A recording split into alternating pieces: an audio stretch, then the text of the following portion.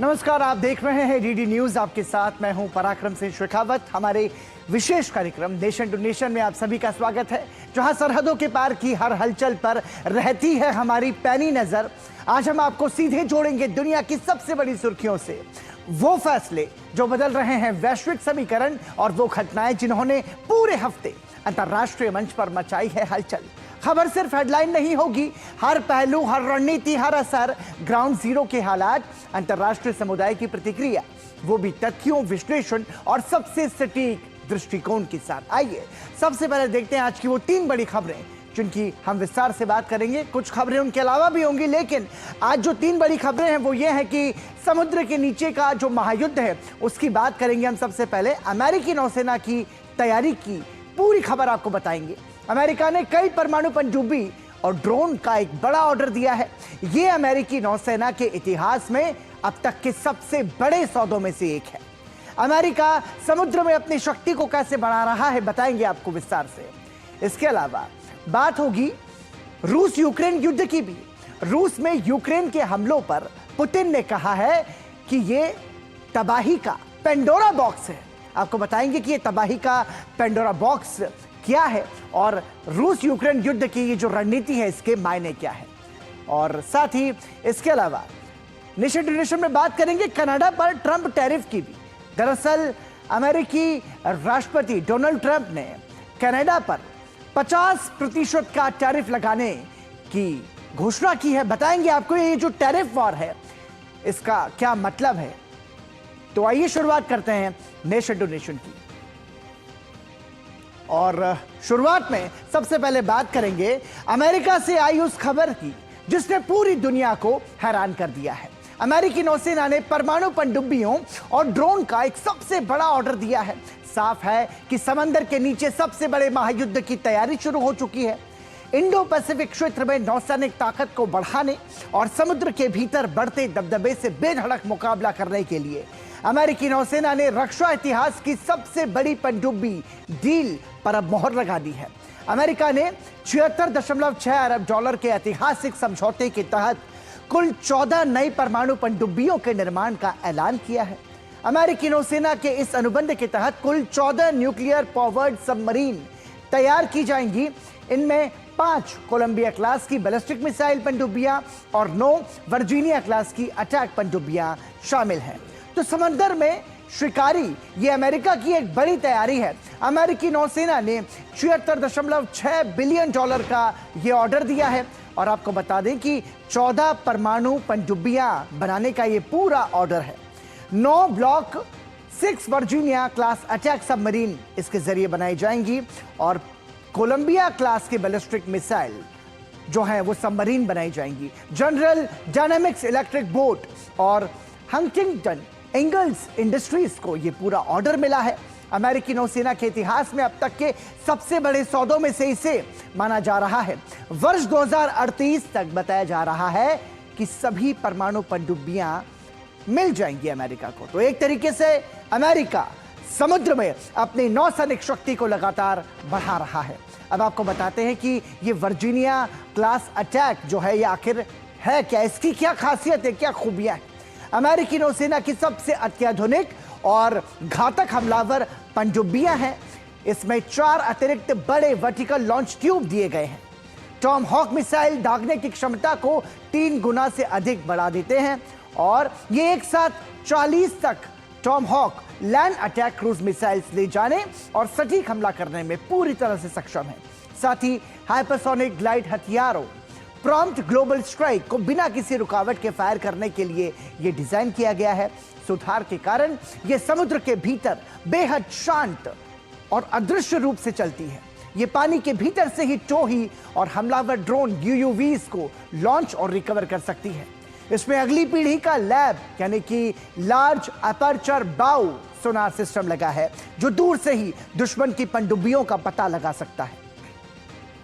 इसके साथ ही इसमें SNG न्यूक्लियर रिएक्टर का उपयोग होता है जिससे अपने 33 साल के पूरे जीवन काल में कभी भी ईंधन की जरूरत नहीं पड़ती, यानी कि रिफ्यूलिंग की जरूरत नहीं पड़ती। Fly by wire control system इसमें पारंपरिक मैकेनिकल लीवर के बजाय जॉयस्टिक और computer control fly by wire system है, जो उथले पानी यानी कि शैलो वाटर्स में भी शानदार नियंत्रण देता है। ये दुश्मनों के रडार, सोनार और संचार नेटवर्क को जैम करने के लिए आधुनिक इलेक्ट्रॉनिक वॉरफेयर सूट से लैस है। तो मतलब कई सारी इसकी खूबियां हैं वर्जीनिया क्लास सबमरीन की, जो इसे और ज्यादा बेहतर और मजबूत बनाती है। अब आपको कोलंबिया क्लास का क्लासिफिकेशन बताते हैं। कोलंबिया क्लास बैलिस्टिक मिसाइल जो है, उसकी खूबी की बात करें तो अमेरिकी नौसेना की सबसे आधुनिक परमाणु पनडुब्बियां हैं और इसके अलावा ट्राइडेंट 2 D5 मिसाइल से ये लैस है। कोलंबिया क्लास सबमरीन में 16 मिसाइल ट्यूब MIRV से लैस ट्राइडेंट मिसाइल्स दागी जा सकती हैं। इसे रिकॉर्ड 42 वर्षों के सेवा काल के लिए डिजाइन किया गया है। इसे सोनार से पकड़ना लगभग नामुमकिन है। 560 फीट लंबाई और 20,815 टन विस्थापन सबसे बड़ी बैलिस्टिक सबमरीन है। इसमें बिना हिलाने जुलने वाले पुर्जों वाला विशालकाय सोनार एरे लगा है। MK-48 ADCAP टॉर्पीडो और आधुनिक काउंटर मेजर सिस्टम इसमें मौजूद है। अमेरिकी न्यूक्लियर ट्रायड की ये रीढ़ कही जाती है और सेकंड में स्ट्राइक की क्षमता इसकी है। तो ये भी अपने आप में पूरी तरीके से आधुनिक जो है वो हथियार है। और आपको बताते हैं कि सवाल यहां पर यह है कि अमेरिका परमाणु पनडुब्बियों के साथ ड्रोन को इतनी बड़ी संख्या में आखिर क्यों खरीद रहा है, वो आपको बताते हैं। कुछ दिनों पहले अमेरिकी सेना ने इतिहास में पहली बार समुद्री ड्रोन वन वे अटैक सी ड्रोन्स का इस्तेमाल बंदर अब्बास नौसैनिक अड्डे पर हमला करने के लिए किया, जिससे वहां मौजूद पनडुब्बी और जहाजों की मरम्मत सुविधा को भारी नुकसान पहुंचा। इस हमले में ईरानी नौसेना की एक पनडुब्बी और युद्धपोतों की मरम्मत करने वाले इंफ्रास्ट्रक्चर को सीधे निशाना बनाकर नष्ट कर दिया गया, जिसके बाद साफ हो गया कि अब हवा और जमीन के बाद समुद्र में भी ड्रोन ज्वल ही युद्ध की तस्वीर बदल देंगे। यानी कि ड्रोन जो हैं वो एक तरीके से समुद्र में लड़ने वाले जो युद्ध हैं उसको बदलने वाले हैं। वैश्विक महासागरों और इंडो पैसिफिक यानी कि हिंद प्रशांत क्षेत्र में अपनी बादशाहत कायम करने के लिए अमेरिका और चीन के बीच अघोषित युद्ध छिड़ चुका है। और आपको बता दें कि यह रणनीतिक मुकाबला समुद्र की सतह पर नहीं बल्कि उसकी गहराइयों में परमाणु पनडुब्बियों के जरिए लड़ा जा रहा है। अमेरिका और चीन की नौसैनिक ताकत, अंडरसी वॉरफेयर के बीच तकनीक, स्टील्थ और हथियारों का यह संतुलन कितना निर्णायक है, आइए समझते हैं। आपको बता दें कि अमेरिकी नौसेना का ये जो पूरा बेड़ा है, ये लगभग 67 पनडुब्बियां इसमें शामिल हैं। 100% परमाणु संचालित यानी कि न्यूक्लियर पावर्ड है। वहीं चीन के पास 12 से 15 परमाणु पनडुब्बियां हैं। हालांकि तटीय इलाकों के लिए उसके पास डीजल इलेक्ट्रिक सबमरीन का भी एक बड़ा बेड़ा मौजूद है। अमेरिका के पास घातक वर्जीनिया क्लास, सी वॉल्फ और ओहायो क्लास के अलावा नई कोलंबिया क्लास पनडुब्बियां हैं। इसमें यदि इसके जवाब में चीन की हम तुलना करें तो इसके जवाब में चीन के पास type O93 Shang class, type O94 Jin class और नई पीढ़ी की टाइप O95 और O96 सबमरीन तैयार कर रहा है। अमेरिका इलेक्ट्रिक ड्राइव प्रोपल्शन और एडवांस कोटिंग के कारण साइलेंट सबमरीन तकनीक में सबसे आगे है। चीन की शुरुआती पनडुब्बियां शोर करती थी, लेकिन उसके नए मॉडल्स में स्टील तकनीक में तेजी से सुधार हुआ है। और अमेरिका की ट्राइडेंट 2 D5 मिसाइल्स 12,000 किलोमीटर से अधिक की दूरी पर बेहद सटीक हमला कर सकती है।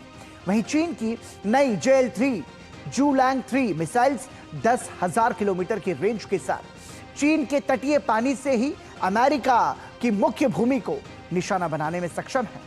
अमेरिकी पनडुब्बियों के न्यूक्लियर रिएक्टर 33 से 42 साल के पूरे जीवन काल में बिना रिफ्यूलिंग के चल सकते हैं और लैब सोनार से लैस है।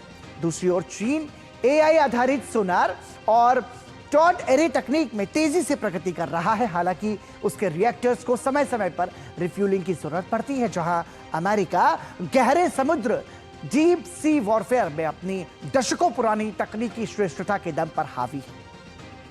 वहीं चीन अपनी विशाल शिपयार्ड क्षमता और नई तकनीक के बल पर अमेरिका के इस एकाधिकार को चुनौती दे रहा है। तो दोनों ही देश जो है अपनी मजबूत तैयारियां समुद्र के भीतर लड़ने की कर रहे हैं। और यहां पर अमेरिका ने ऑटोनॉमस सिस्टम्स इंटीग्रेशन की शुरुआत कर दी है। अमेरिकी रक्षा कंपनी एस्ट्रियन समेत 9 कंपनीज जो हैं उनको ऑर्डर 349.4 मिलियन का IDIQ ऑर्डर दिया गया है। और आपको बता दें कि पानी के भीतर काम करने वाले रोबोटिक ड्रोन्स का बड़ा ऑर्डर सी हंटर और सी हॉक ड्रोन्स का संचालन इसके जरिए किया जाएगा। और आपको बता दें कि ये जो ऑटोनोमस सिस्टम इंटीग्रेशन ऑर्डर है, इससे सी हंटर और सी हॉक ड्रोन्स का संचालन किया जाएगा। और इसके अलावा सुनामी ड्रोन के निर्माण और आपूर्ति का कॉन्ट्रैक्ट भी इसके तहत दिया जाएगा।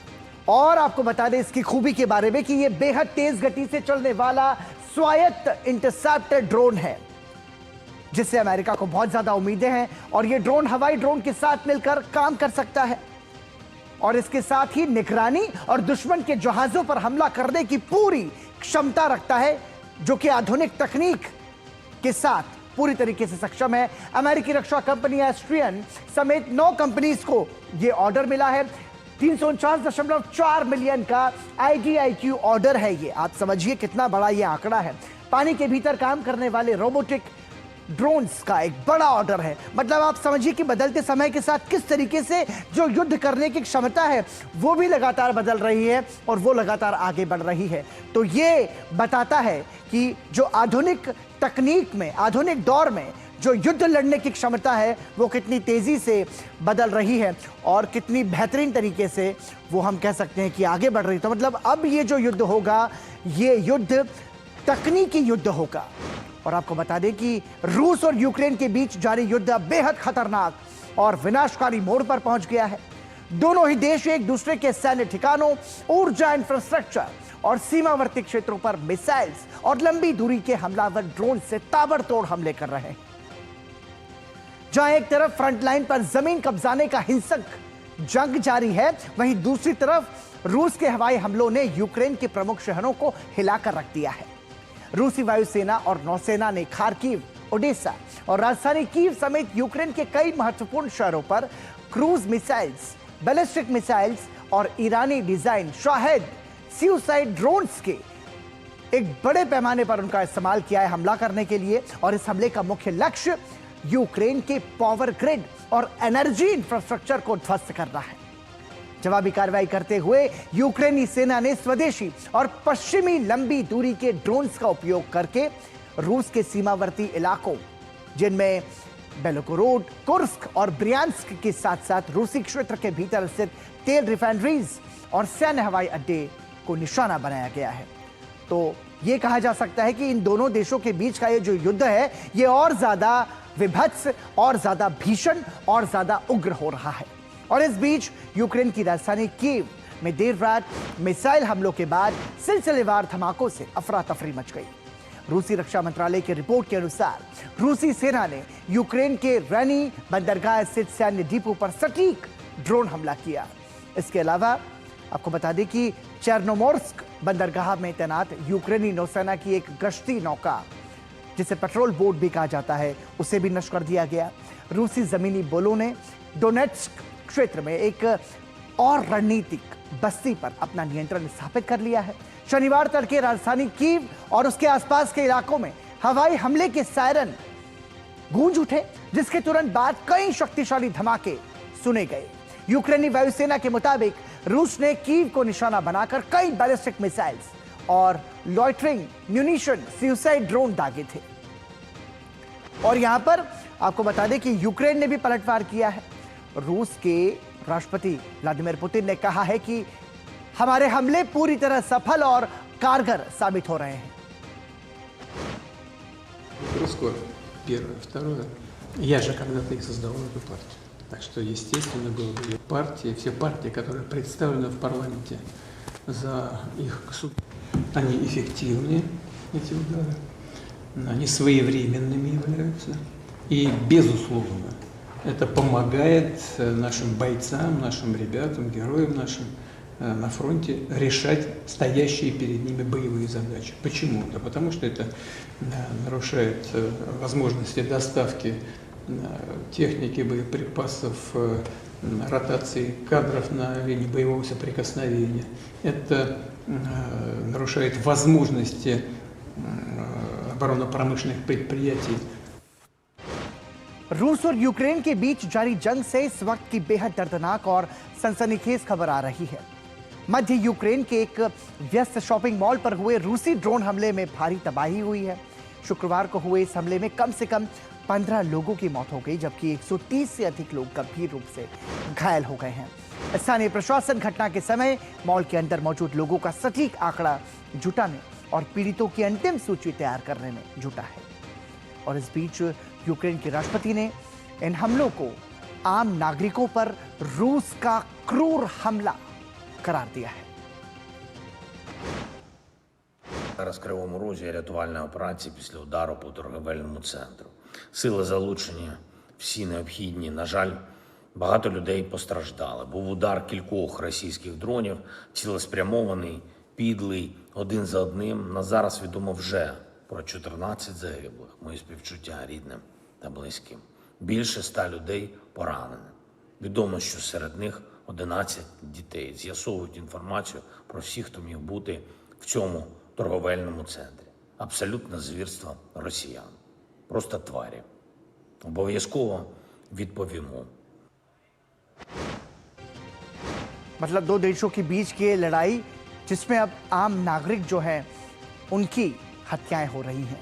रूस और यूक्रेन के बीच जारी युद्ध में राजधानी कीव पर अब तक का सबसे भीषण और विनाशकारी हवाई हमला हुआ है। कीव और उसके आसपास के पूरे इलाकों पर क्रूज, बैलिस्टिक और हाइपरसोनिक मिसाइल्स के साथ साथ हमलावर ड्रोन से बड़े पैमाने पर भीषण बमबारी हुई है। इस भीषण हमले में कम से कम 17 लोगों की मौत हो गई, जबकि 40 से अधिक लोग गंभीर रूप से घायल हैं। घटना के बाद सामने आई तस्वीरों में दमकल कर्मी कीव के पास जलते हुए एक विशाल वेयरहाउस में लगी आग पर काबू पाते दिख रहे हैं। यूक्रेनी वायुसेना के अनुसार रूस ने रात भर में दर्जनों क्रूज, बैलिस्टिक और हाइपरसोनिक मिसाइल्स के साथ साथ 168 हमलावर ड्रोन्स की मदद से यह बहुस्तरीय हमला किया। यूक्रेनी वायुसेना ने दावा किया कि उन्होंने लगभग 90% ड्रोन्स और अधिकांश क्रूज मिसाइल्स को हवा में ही मार गिराया। राजधानी कीव पर हुए इस बड़े हमले के बाद यूक्रेन की वायु सुरक्षा प्रणाली की जो कमी है वो एक बार फिर खुलकर सामने आ गई है। इस भीषण तबाही के बाद पश्चिमी सहयोगियों पर अतिरिक्त मिसाइल रक्षा प्रणालियों की आपूर्ति का दबाव और ज्यादा बढ़ गया है। रूस और यूक्रेन के बीच जारी युद्ध में अब यूक्रेन ने रूस की सीमा के भीतर गहराई में जाकर एक बड़ा और विनाशकारी पलटवार किया है। रूस के समारा क्षेत्र में स्थित कई औद्योगिक और व्यावसायिक ठिकानों को निशाना बनाया गया और इस भीषण ड्रोन हमले में कम से कम 6 आम नागरिकों की भी मौत की खबर है। जबकि रूस की दूसरी सबसे बड़ी ई कॉमर्स कंपनी ओजोन के विशाल लॉजिस्टिक्स वेयरहाउस में भी भीषण आग लग गई। रात भर चले यूक्रेनी ड्रोन हमलों में एक प्रमुख औद्योगिक परिसर को भारी नुकसान पहुंचा। प्रत्यक्षदर्शियों द्वारा रिकॉर्ड किए गए वीडियोस में वेयरहाउस के ऊपर से गहरे और काले धुएं का गुबार उठता हुआ साफ देखा जा सकता है। और आपको बता दें कि खास मिलिट्री ऑपरेशन जो है वो लगातार जारी है और दुश्मन के लिए फ्रंट लाइन पर हालात जितने ज्यादा मुश्किल होते जा रहे हैं, कीव सरकार के हमले उतने ही बेरहम और बर्बर होते जा रहे हैं। Продолжается специальная военная операция. И чем сложнее для противника ситуация на фронте, тем более жестокие, варварские атаки совершает киевский режим. В этом проявляется вся неонацистская, бандеровская, русофобская сущность той силы, с которой мы боремся. Сейчас очень многое зависит от нашей сплоченности, от мужества российских солдат и офицеров, от каждого, кто добросовестно трудится на своем месте, чтобы внести вклад в победу. यहां रुक रहे हैं एक छोटे से ब्रेक के लिए। आप देखते रहिए नेशन टू नेशन। हर जीत की शुरुआत होती है छोटे छोटे कदमों से और हर छोटी तैयारी बदल सकती है पूरा नतीजा। क्योंकि मैदान हो या जिंदगी, छोटी से छोटी तैयारी ही देती है प्रोटेक्शन और प्रोटेक्शन ही देता है भरोसा। जैसे LIC की बीमा लक्ष्मी, एक खास प्लान सिर्फ महिलाओं के लिए जहां छोटी बचत दे बड़ी सुरक्षा, ताकि जिंदगी के हर मैदान में आप रहे हर पल के लिए रेडी। LIC बीमा लक्ष्मी, रखे हर पल के लिए रेडी। भारत की सबसे बड़ी gold loan NBFC Muthoot finance से गोल्ड लोन लीजिए और फिर देखिए सोना क्या नहीं कर सकता। कॉल कीजिए 1-800-313-1213। मेरी पसंद, मेरी पसंद, मेरी पसंद, मेरी पसंद, हमारी पसंद। हम सबकी पसंद। मजबूत देश का मजबूत सरिया हो गया स्टील। यूक्रेन में रूस के साथ जारी युद्ध के बीच राष्ट्रपति वोलोदिमीर जेलेंस्की के सामने बड़ी राजनीतिक चुनौती खड़ी हो गई है। बर्खास्त रक्षा मंत्री मिखाइल फेडोरोव ने युद्ध के दौरान चुनाव कराने की मांग कर डाली है। उन्होंने यूक्रेन में शासन की व्यवस्था संबंधी संकट और युद्धकालीन भ्रष्टाचार पर भी सवाल उठाए हैं। फेडोरोव को रक्षा मंत्री के पद से हटाए जाने के बाद कीव समेत कई शहरों में विरोध प्रदर्शन हुए थे। अब उनकी चुनाव कराने की मांग ने यूक्रेन की अंदरूनी राजनीति में एक नया तनाव पैदा कर दिया है। आखिर फेडोरोव ने जेलेंस्की के खिलाफ इतना बड़ा मोर्चा क्यों खोला और इसका यूक्रेन की राजनीति पर क्या असर पड़ सकता है, यह समझना जरूरी है। और ऐसे में आपको बता दें कि यूक्रेन के पूर्व रक्षा मंत्री क्या कह रहे हैं, पहले आप वो सुनिए।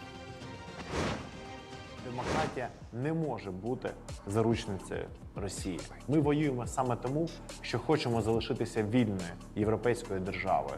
Тому ми повинні знайти законний, безпечний і реалістичний механізм, який дозволить Україні відновити повноцінний демократичний процес навіть за умов тривалої війни.